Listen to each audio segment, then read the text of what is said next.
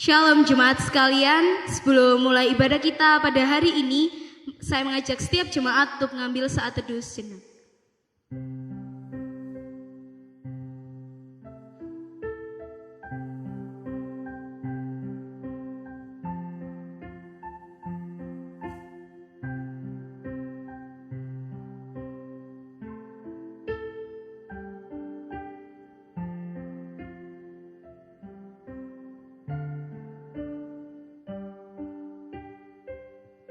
Segala pujian bagi namanya, segenap nafas memuliakan dia.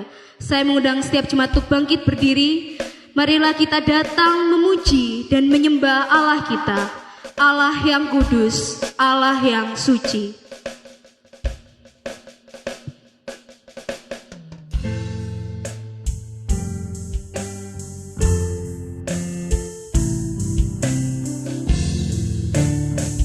Katakan suci, suci, suci. Suci, suci, suci. Allah Maha Kuasa di setiap waktu kami puji. Suci, suci, suci, yang Maha Pengasih, Allah Tritunggal,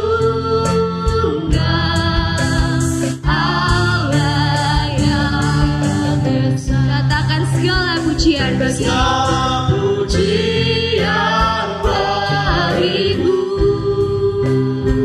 segala nafasku yang aku, surga bumi kan berseru, kuduslah Tuhan namamu. Pujikan sekali lagi, suci, suci, suci. Suci, suci, suci, sebuah sembahlah, pujilah namanya, hai makhluk sekalian. Malaikat di surga bersujud menyembah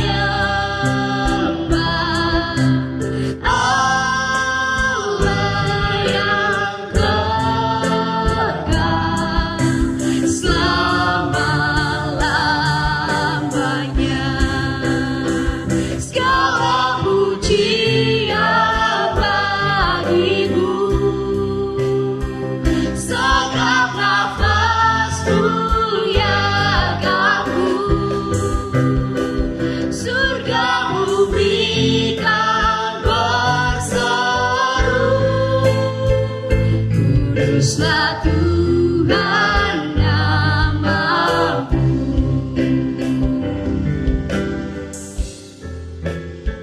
Segala pujian bagimu, segala nafasku yang aku, surga bumi kan berseru, kuduslah Tuhan namamu. Tuhan namamu. Jemaat sekalian, ibadah kita hari ini kita mulai dalam nama Allah Bapa, Allah Anak, dan Allah Roh Kudus. Amin. Kiranya kasih karunia dan damai sejahtera dari Allah Bapa kita dan dari Tuhan Yesus Kristus menyertai kita sekalian. Jemaat dipersilahkan duduk kembali. Setiap hari yang kita jalani, Tuhanlah yang menjadi kekuatan kita dan penghiburan kita. Karena hanya di dalam nama-Nya ada pengharapan dan kemenangan kita. Mari kita mengangkat pujian kita hanya di dalam nama-Nya.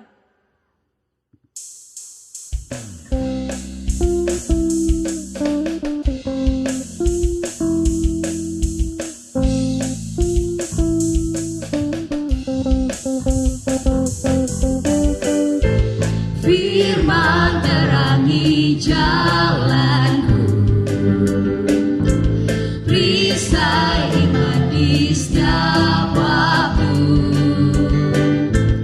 lindungiku dari segala, tak pernah ku ragu, karena Dia bersamaku, setia menjaga dengan kuasa mulia. Hanya di dalam nama-Nya Yesus, Dia sumber pengharapan di sepanjang hidupku. Hanya di dalam kuasa-Nya pasti tersedia kemenangan bagiku selama-lamanya.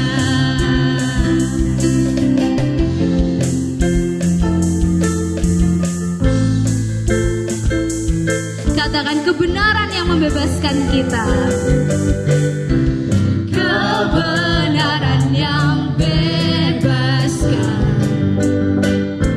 selalu berikan ku kekuatan,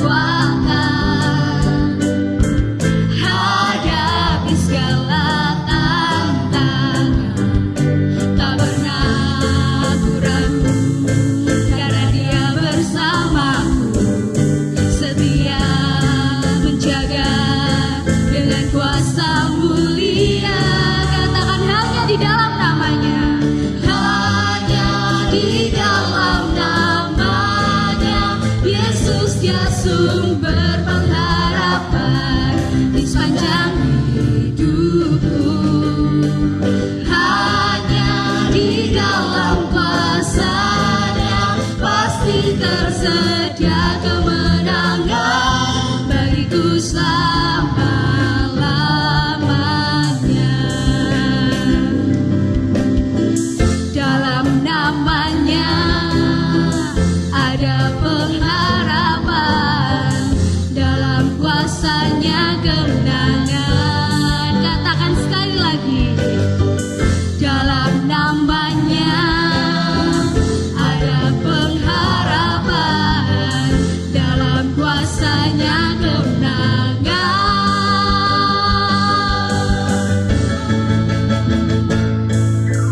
Hanya di dalam nama-Nya Yesus, Dia sumber pengharapan di sepanjang hidupku. Hanya di dalam kuasa-Nya, di dalam kuasa-Nya pasti tersedia kemenangan bagiku selama-lamanya. Bagiku selama-lamanya. Bagiku selama-lamanya. Karena Yesuslah sumber pengharapan kita selama-lamanya. Begitu juga disampaikan Tuhan dalam nas pembimbing kita hari ini. Diambil dari Ratapan 3 ayatnya yang ke-22 hingga 23. Tak berkesudahan kasih setia Tuhan, tak habis-habisnya rahmat-Nya, selalu baru setiap pagi, besar setiamu. Setiap kita pasti tidak luput dari perbuatan berdosa. Mari kita merendahkan diri kita, mengakui setiap dosa-dosa perbuatan yang tidak menyenangkan yang kita lakukan. Karena kasih Tuhan nyata pada setiap kita. Kita mendapatkan kepastian akan pengampunan-Nya. Karena hanya dalam nama Yesus ada kepastian hidup kita.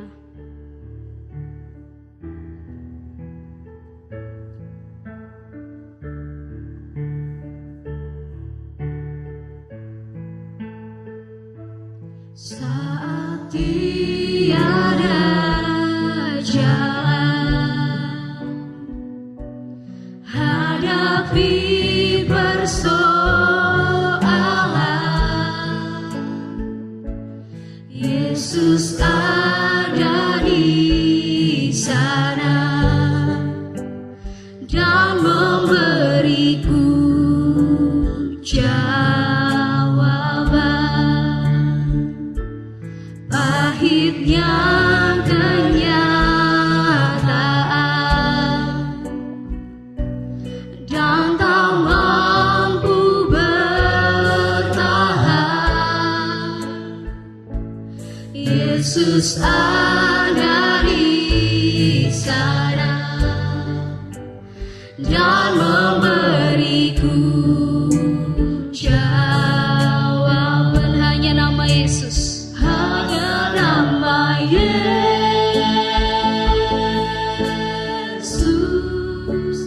hanya nama Yesus,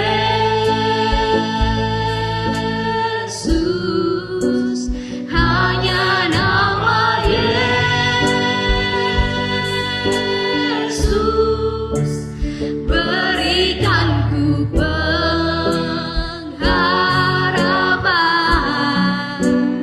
Hanya nama Yesus,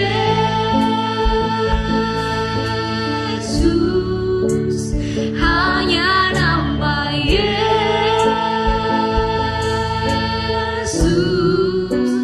hanya nama Yesus, berikan ku kepastian. Kita pujikan ujian ini sekali lagi. Saat tiada jalan, hadapi persoalan,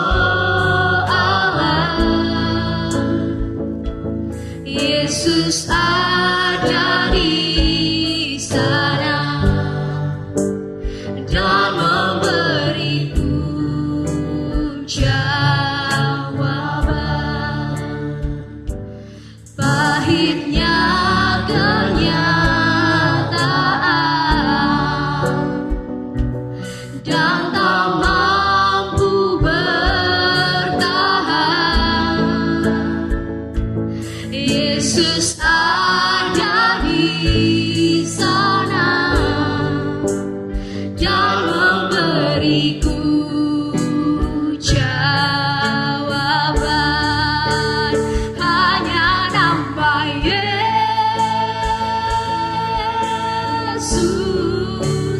hanya nama Yesus,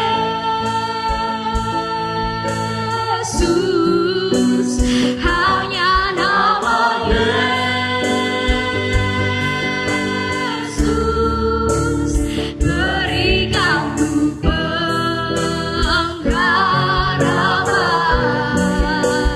Hanya nama Yesus,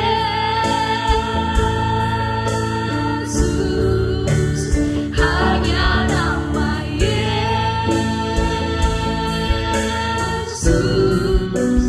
hanya nama Yesus, berikan ku kepastian.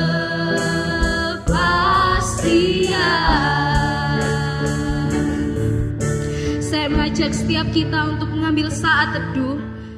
Kita berdoa pribadi lepas pribadi, mengakui setiap kesalahan kita, kesalahan yang menyakiti hati Tuhan, yang sengaja maupun tidak sengaja kita perbuat.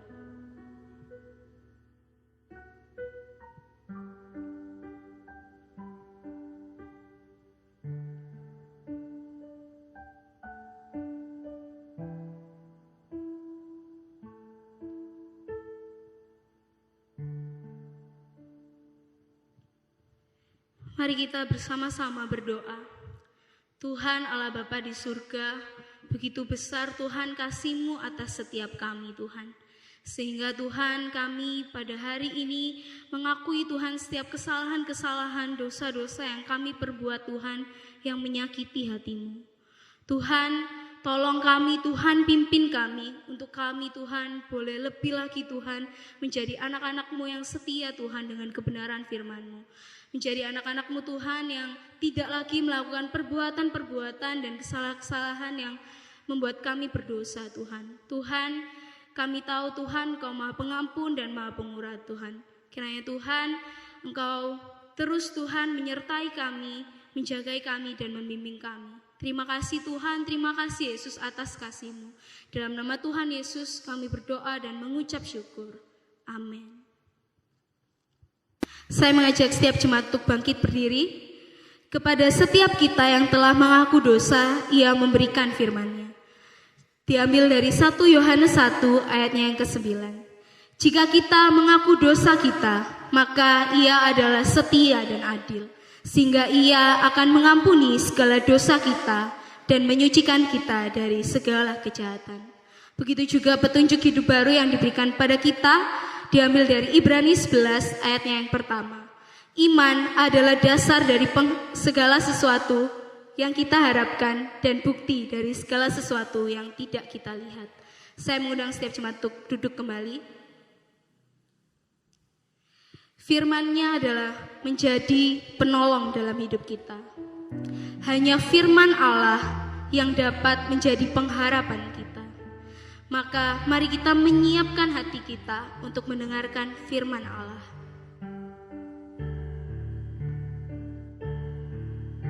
Ku siapkan hatiku Tuhan untuk dengar firman-Mu saat ini.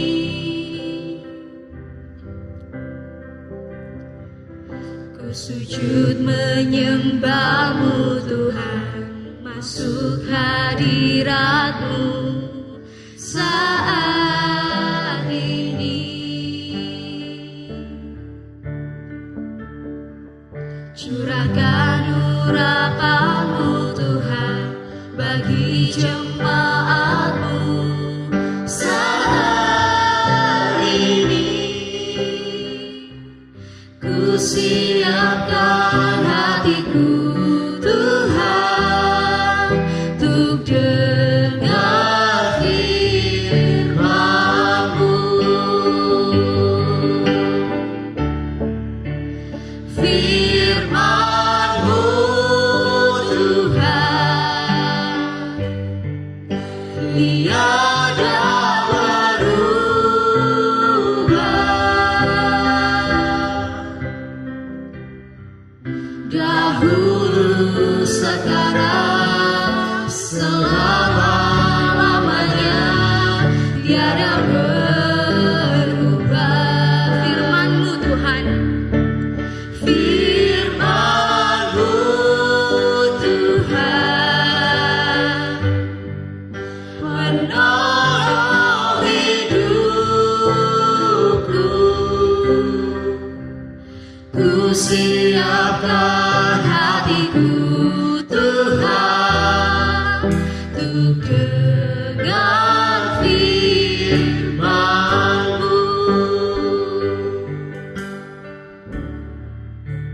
ku siapkan hatiku Tuhan. Ku siapkan hatiku Tuhan untuk dengar firman-Mu saat ini. Ku sujud menyembah-Mu Tuhan, masuk hadirat-Mu saat ini. Curahkan urapan-Mu Tuhan bagi jemaat-Mu saat ini. Ku siapkan hatiku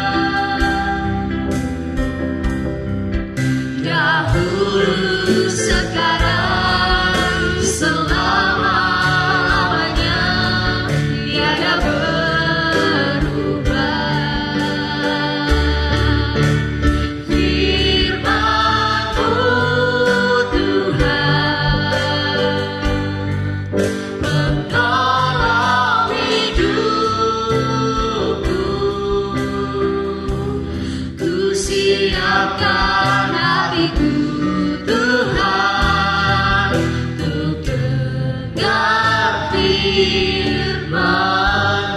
Pada hambanya saya persilahkan.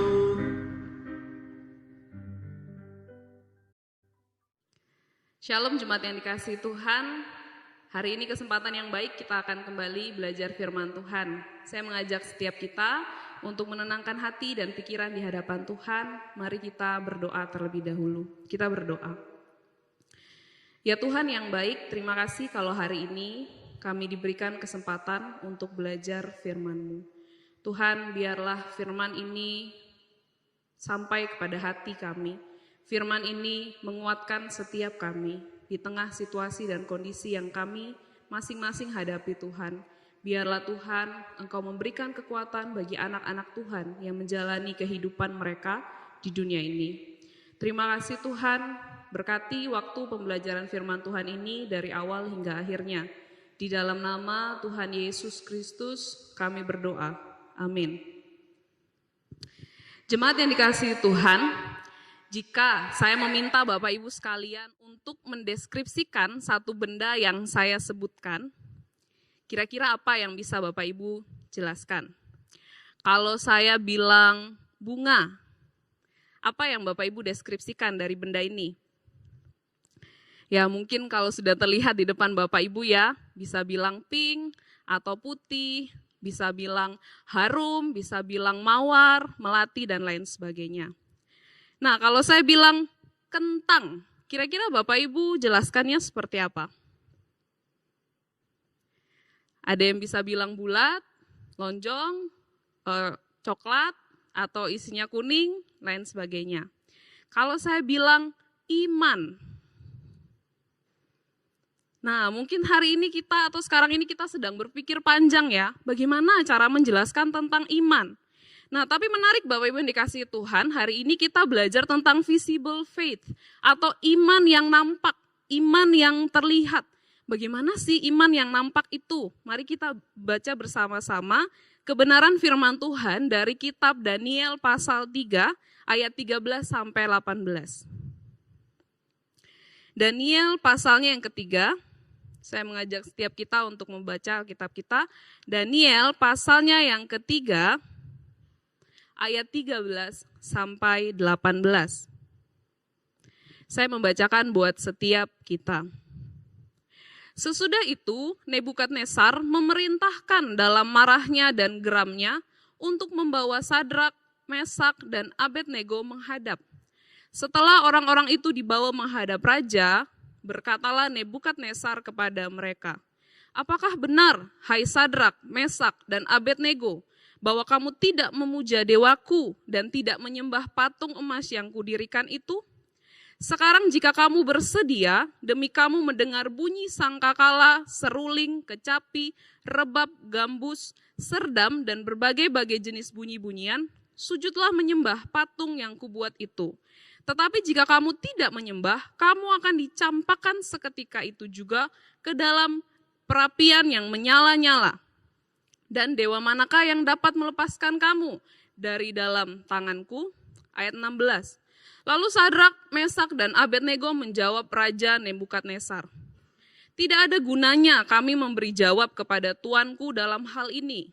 Jika Allah kami yang kami puja sanggup melepaskan kami, maka ia akan melepaskan kami dari perapian yang menyala-nyala itu dan dari dalam tanganmu, ya Raja." Perhatikan.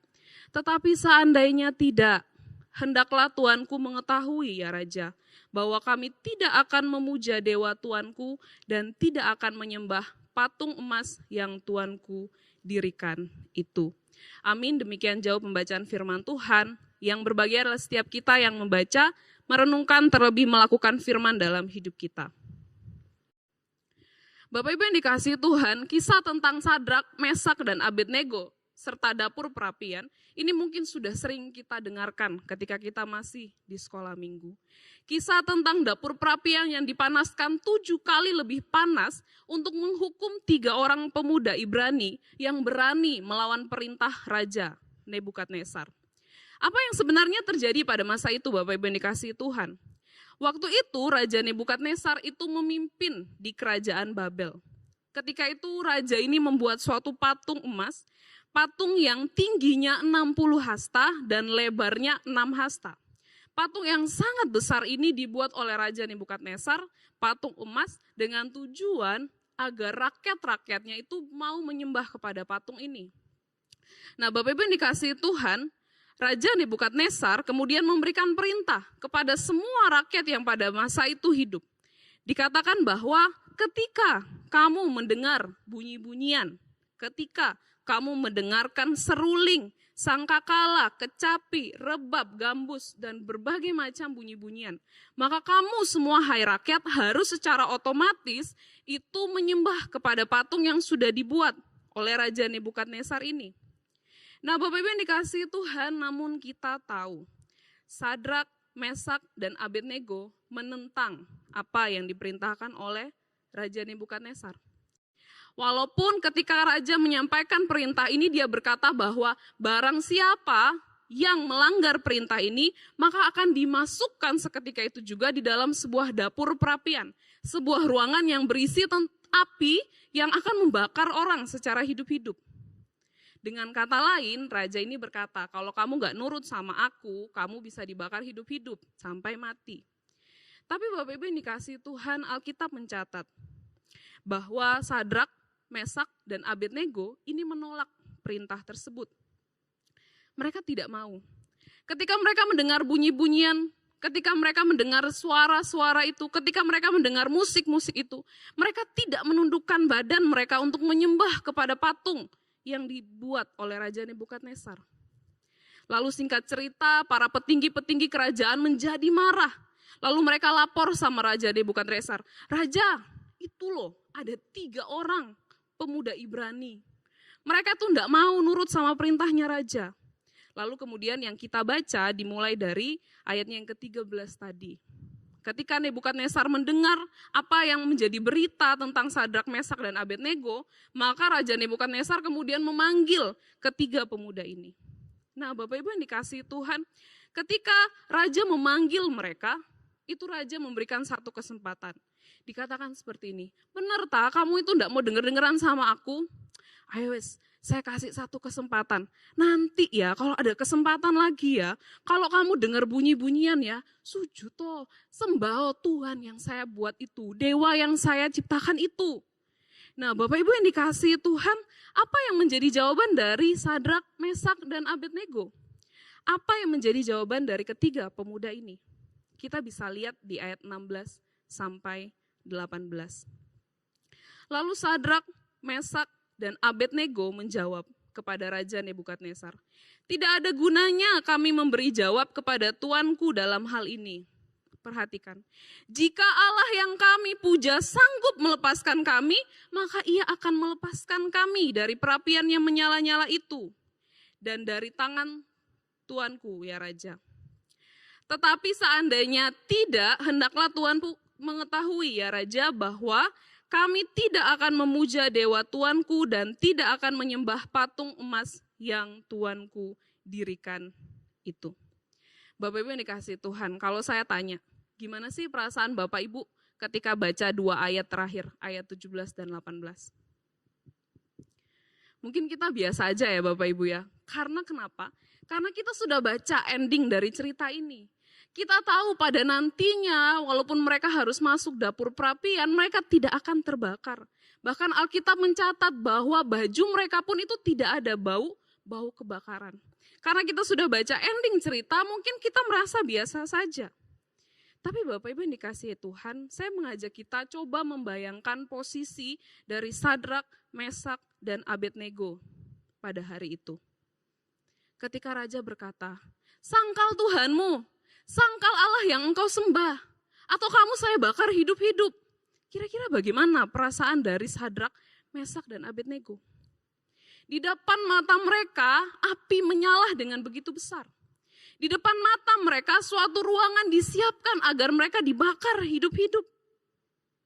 Tapi mereka bisa berkata, kalau Tuhanku mau menyelamatkan, dia pasti selamatkan. Tapi kalaupun kami harus mati terbakar di dalam dapur perapian, dia berkata, kami tidak mau menyembah kepada dewa yang dibuat oleh raja. Bapak Ibu yang dikasihi Tuhan, bukankah ini yang disebut iman?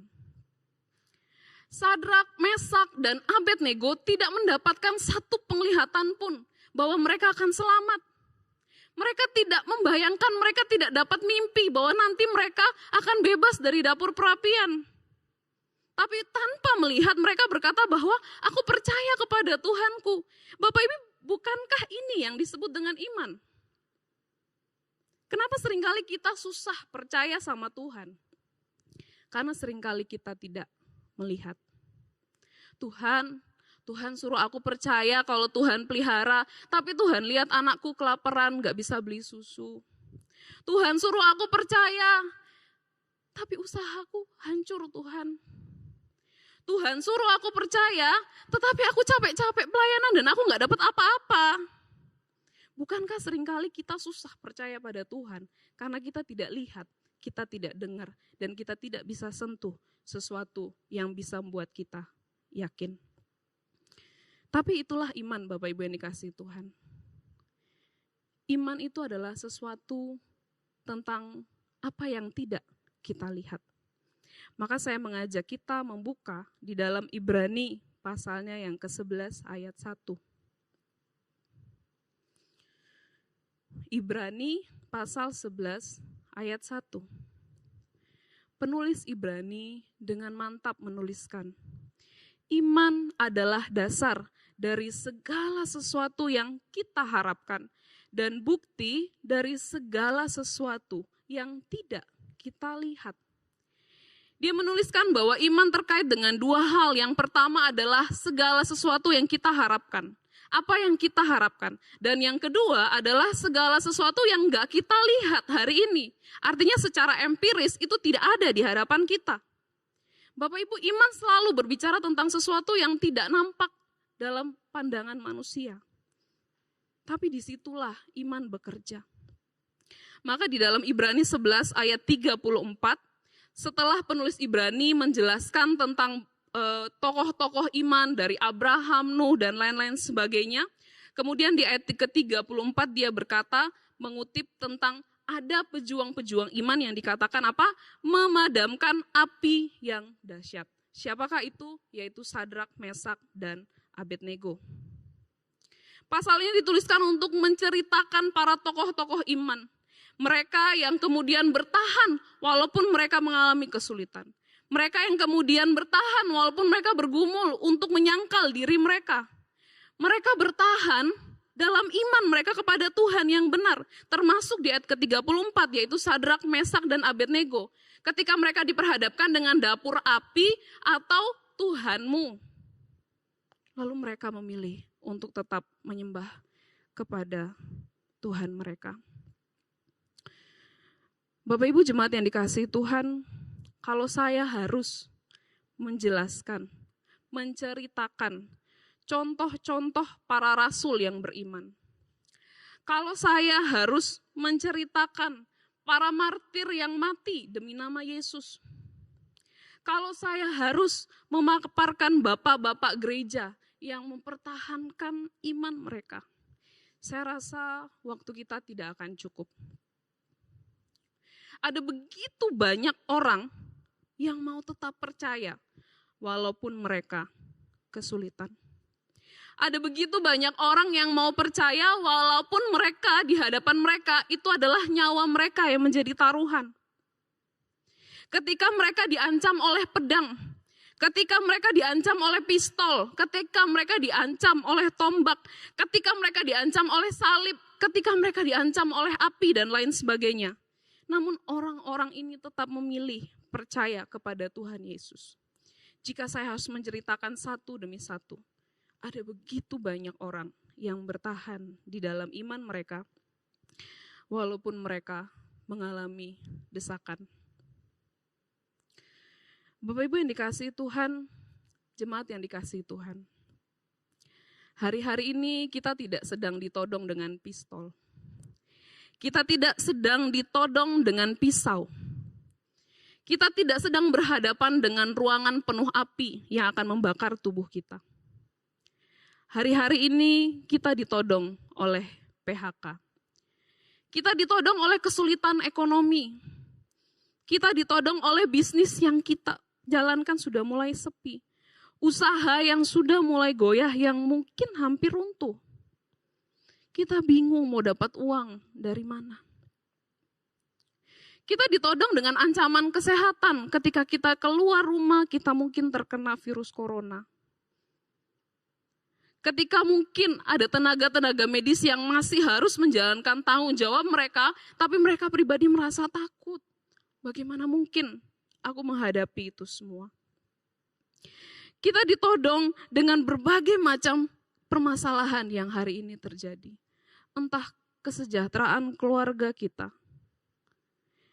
Kita ditodong dengan pertanyaan, mau bayar angsuran pakai apa? Orang bisnis aja nggak jalan, toko aja nggak bisa buka. Mau bayar uang sekolah pakai apa? Kerjaan itu nggak ada. Mau beli beras pakai apa? Uang itu nggak ada. Hingga akhirnya di dalam doa kita, ketika kesulitan itu ada, ketika kita dalam keheningan, seakan-akan semua itu berkata, di mana Tuhanmu? Bapak Ibu yang dikasihi Tuhan, hari-hari ini semua orang bergumul dan mendapatkan masalah hidup. Ada yang bergumul dengan kesehatan. Ada yang ketakutan dengan kesehatan mereka. Ada yang ketakutan dengan masalah ekonomi keluarga mereka. Ada yang ketakutan dengan bisnis mereka. Apakah bisnisku akan lancar atau tidak? Apakah usahaku masih bisa lanjut atau tidak? Bayar uang sekolah anakku seperti apa? Bayar angsuran yang sudah terlanjur jalan seperti apa? Hingga ketika kita merenungkan semua itu, kesulitan itu seakan-akan menodong kita dan bertanya, di mana Tuhan yang kamu sembah? Di mana Yesus yang waktu dan tenagamu kamu pakai untuk melayani Dia? Di mana Allah yang kepada Dia kamu kasih perpuluhanmu secara rutin, kamu kasih uangmu, kamu kasih persembahanmu. Sekarang bisnismu goyah, tabunganmu hampir habis. Di mana Tuhanmu? Lalu kita ditawarkan, sangkal aja Tuhanmu. Jangan nurut sama Tuhanmu. Bapak Ibu, dalam keadaan sulit kita hari ini, mampukah kita berkata kepada kesulitan itu? Jika Tuhan sanggup melepaskan, Ia pasti akan melepaskan saya. Tapi jika Dia tidak melepaskan pun, saya tidak akan meninggalkan iman saya kepada Dia. Sanggupkah kita berkata demikian terhadap persoalan yang kita hadapi hari ini? Bapak Ibu yang dikasihi Tuhan, saya menyadari bahwa beriman bukanlah perkara sederhana dan mudah untuk dijalani. Maka penulis kitab Ibrani memberikan kita pesan hari ini. Kalau kita melihat Ibrani pasal 12 ayat 1 sampai ayat yang ketiga. Ibrani 12 ayat 1 sampai ayat 3. Di situ dikatakan bahwa ini adalah nasihat supaya kita bertekun di dalam iman. Di ayat 1 pasal 12 dikatakan, karena kita mempunyai banyak saksi, yang tadi dituliskan di ayat 11. Saksi-saksi yang mengelilingi kita bagaikan awan. Ya, marilah kita menanggalkan semua beban kita dan dosa yang merintangi kita dan berlomba-lomba dengan tekun dalam perlombaan yang diwajibkan bagi kita. Lalu di ayat 2 dikatakan, marilah kita melakukannya dengan mata yang tertuju kepada Yesus yang memimpin kita dalam iman dan yang membawa iman kita itu kepada kesempurnaan. Yang dengan mengabaikan kehinaan, tekun memikul salib ganti sukacita yang disediakan bagi Dia, yang sekarang duduk di sebelah kanan tahta Allah. Ingatlah selalu akan Dia, Yesus, yang tekun menanggung bantahan yang sehebat itu terhadap dirinya dari pihak-pihak orang berdosa, supaya jangan kamu menjadi lemah dan putus asa. Bapak Ibu yang dikasihi Tuhan, penulis Ibrani berkata bahwa ketika kita menjalani hidup itu digambarkan seperti suatu perlombaan yang wajib. Di dalam menjalani kehidupan atau perlombaan itu dikatakan bahwa kita harus meninggalkan semua dosa. Kenapa dia mengaitkan dosa? Karena seringkali ketika kita berbicara soal iman dan menyangkal iman, itu pasti satu jalannya adalah dosa. Kalau kita pilih tidak percaya Tuhan, kalau kita pilih sangkal Tuhan, itu pasti dosa. Itu pasti perbuatan yang Tuhan tuh gak senang. Itu pasti perbuatan yang melanggar firman Tuhan. Entah kita disuruh nyolong, kita disuruh mencuri, kita disuruh menipu, dan lain-lain sebagainya, tidak jujur. Itu pasti sesuatu yang dosa, bertentangan dengan Tuhan. Maka dikatakan bahwa ketika kita mau menjalani hidup dengan iman, tanggalkan semua dosa itu. Tapi penulis Ibrani tahu bahwa itu bukan hal yang mudah. Maka apa tipsnya? Yaitu di ayat 2 dikatakan, mari kita melakukannya dengan mata yang tertuju kepada siapa? Yesus. Mata yang tertuju kepada Tuhan kita yang tersalib. Mata yang tertuju kepada anak manusia yang mati demi saya dan saudara sekalian. Kepada satu pribadi yang rela mengorbankan hidupnya bagi kita.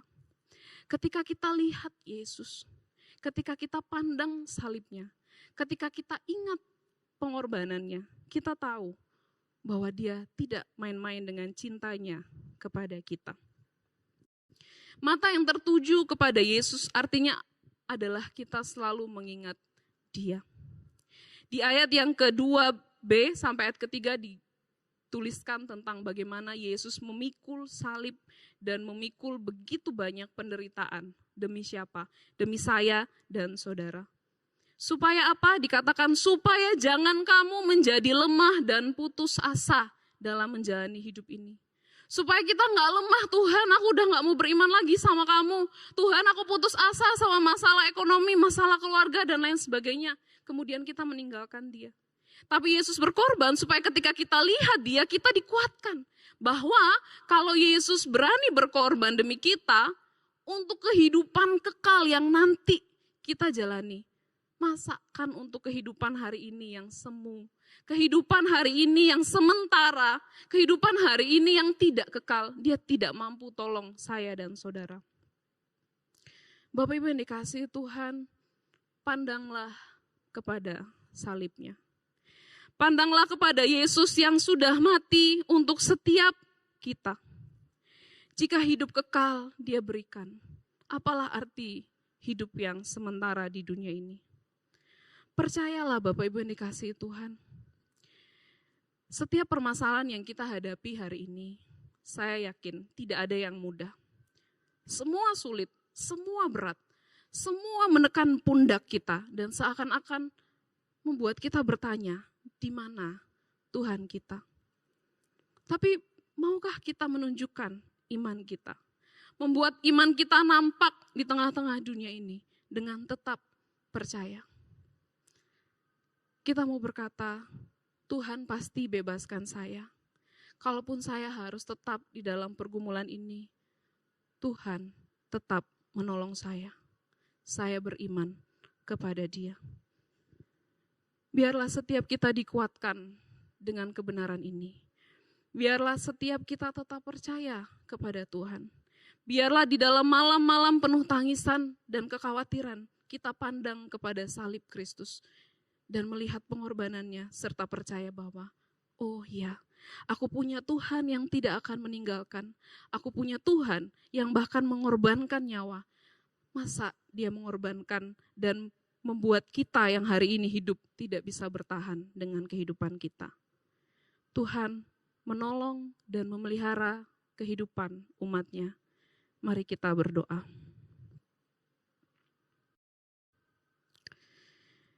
Ya Tuhan yang baik, terima kasih untuk kebenaran firman Tuhan ini. Ampuni kami Tuhan jika kami seringkali tidak percaya kepadamu. Ampuni kami jika iman kami pernah goyah dan kami bertanya, di mana Tuhan yang mampu menolong kami? Dari Sadrak, Mesak, dan Abednego kami percaya bahwa iman itu justru bekerja saat mata batinnya kami tidak melihat, saat telinga kami tidak mendengar, dan saat tangan kami tidak menyentuh, tapi hati kami tetap percaya kepadamu. Tuhan, hamba tahu hari-hari ini jemaat Tuhan menghadapi begitu banyak permasalahan kehidupan. Kesulitan demi kesulitan yang mereka hadapi. Tuhan, jagalah anak-anak-Mu. Apa yang membuat hati mereka berat hari ini? Apa yang menjadi pergumulan mereka hari ini? Apa yang menjadi beban pikiran mereka hari ini, Tuhan? Berkatilah mereka. Biarlah kuasa Tuhan terus ada dan memelihara kehidupan jemaat Tuhan. Sehingga kami berkata, sekalipun kami menghadapi kesulitan, kami tetap percaya kepada Tuhan kami. Biarlah jemaat Tuhan Engkau berkati selalu. Hanya di dalam nama Tuhan Yesus Kristus kami berdoa. Amin. Tuhan memberkati setiap kita.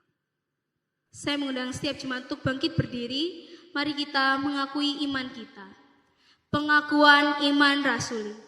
Aku percaya kepada Allah, Bapa yang Maha Kuasa, Kali langit dan bumi, dan kepada Yesus Kristus, anaknya yang tunggal Tuhan kita, yang dikandung dari Roh Kudus, lahir dari anak darah Maria, yang menderita sengsara di bawah pemerintahan Pontius Pilatus, disalibkan, mati, dan dikuburkan, turun dalam kerajaan maut.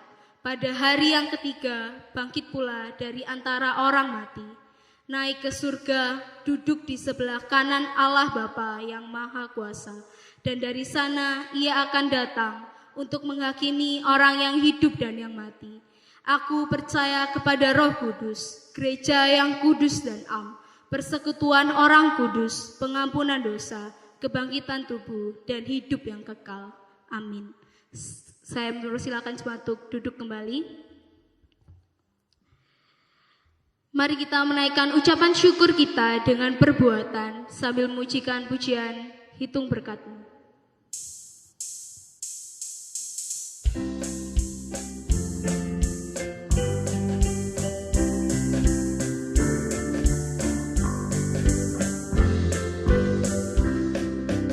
Bila laut kehidupan bergelombang, bila tawar hati damai-Mu hilang, berkat-Mu satu persatu hitunglah, lihat betapa Tuhan memberkati. Hitunglah berkat-Mu semuanya, jangan ada yang terlupakan. Berkat Tuhan semua hitunglah, nanti kau tercengang lihat jumlahnya. Apakah hatimu takut dan khawatir? Apakah kau pikul salib yang berat? Hitung berkat-Mu dan ingat janjinya, hilang cemas dan hatimu tenang.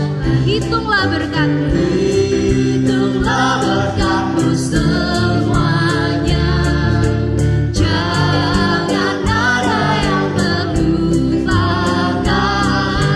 Berkat Tuhan semua hitunglah, nanti kau tercengang lihat jumlahnya. Hitunglah berkat-Mu, hitunglah berkat-Mu semuanya, jangan ada yang terlupakan.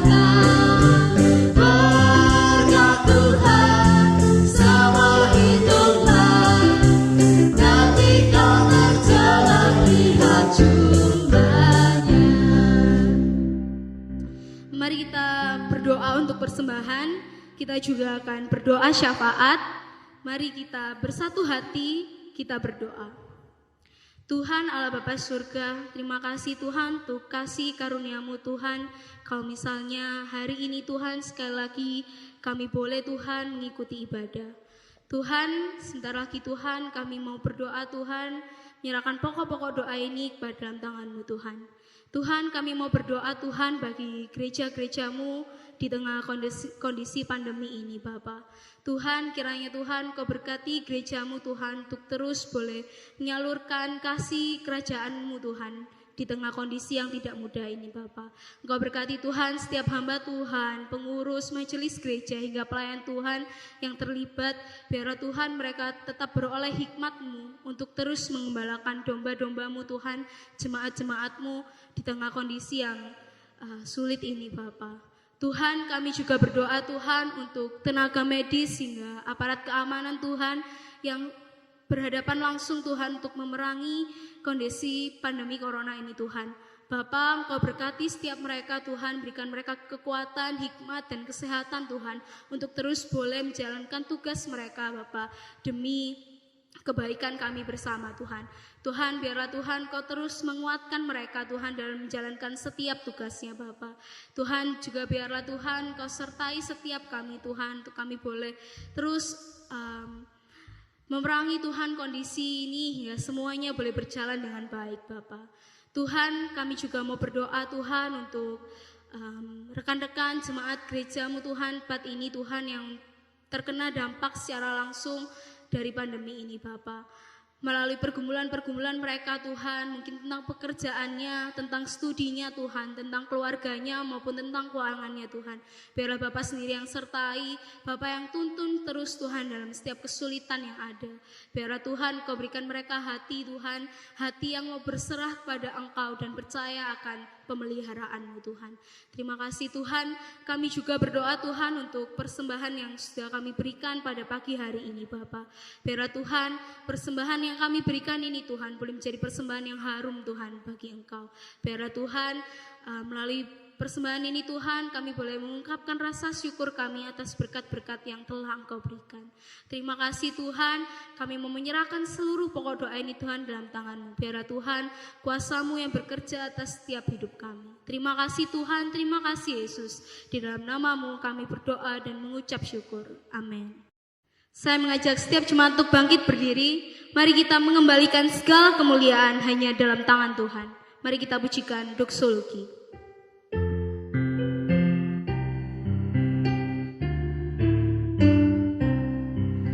Puji Allah Bapa Putra, puji Allah Roh Kudus, ketiganya yang esa, pohon selamat, sumber berkah.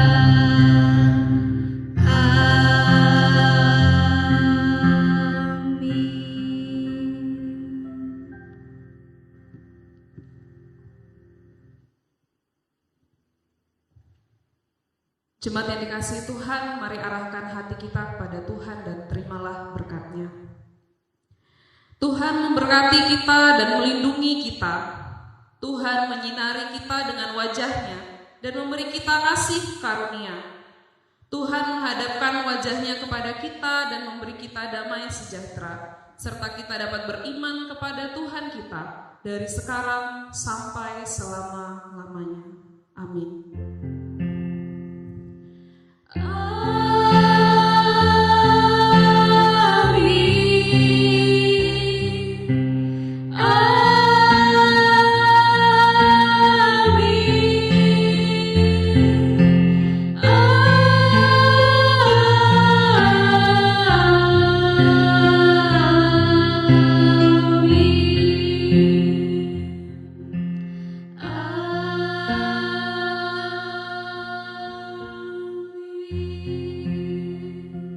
Silakan duduk, silakan mengambil saat teduh. Tuhan Yesus memberkati kita sekalian.